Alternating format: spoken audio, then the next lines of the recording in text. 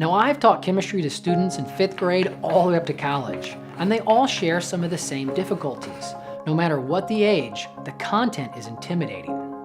So I thought, why not start using stories right now to introduce my daughter to this same content? Now, I know it might sound crazy, but I'm convinced that even a toddler can begin to understand some of these basics.